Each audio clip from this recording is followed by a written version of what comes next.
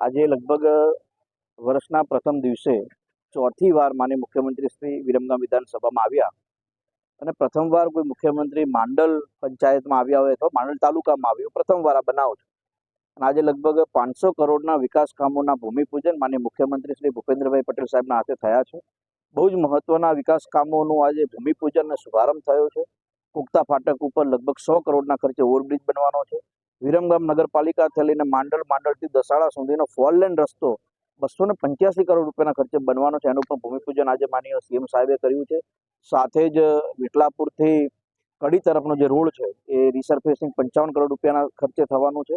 અને એની સાથે જ વાયા વિરમગામનો જે ટેગ છે, આજે વાયા વિરમગામની સાથે સાથે વિકસિત અને વિરાસતની ભૂમિ એવું વિરમગામ આજે એક નવા પરિકલ્પો સાથે આગળ વધે છે. અને એટલા માટે લગભગ વિરમગામની અંદર 5 કરોડના ખર્ચે જે પીડબ્લ્યુડીની ઓફિસ છે મુખ્ય 4 રસ્તા ઉપર તિરંગા સર્કલ, ત્યાં 5 કરોડના ખર્ચે સર્કિટ હાઉસ પણ બનવાનો છે. જેના કારણે જ્યારે સફેદ રણોત્સવ હોય તો એ જતા લોકો માટે એક મહત્વનું સ્થાન પણ બનશે, લોકોને વિશ્રામની એક જગ્યા પણ બનશે અને દેત્રોજના લોકો માટે એક નવી સબ રજિસ્ટ્રાર ઓફિસ પણ ત્યાં બનાવવાનું એક આજે ભૂમિપૂજન થયું છે. એવી રીતે અનેક વિકાસના કામો માનનીય મુખ્યમંત્રી સાહેબના હાથે આજે ભૂમિપૂજન થયા છે.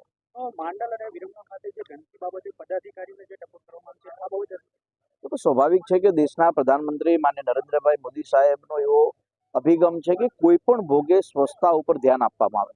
માત્ર નગરપાલિકાની, ગામડાઓની અંદર પણ સ્વચ્છતા બાબતે પંચાયત વિભાગ તરફથી પણ અભિગમ દર્શાવવામાં આવે છે. અને એટલા માટે માનનીય મુખ્યમંત્રી સાહેબે બહુ મહત્વની વાત કરી છે. વિકાસના કામો તો થશે જ, પણ વિકાસના કામોની જોડે જોડે જો સ્વચ્છતા નહીં હોય તો હું એવું માનું છું કે વિકાસના કામો ઢંકાઈ જશે. એટલે માનનીય મુખ્યમંત્રી સાહેબે બહુ મહત્વની વાત કરી છે કે કોઈ પણ ભોગે સ્વચ્છતા ઉપર પદાધિકારીઓ, નગરપાલિકા હોય, પંચાયત હોય, ધ્યાન પણ આપે.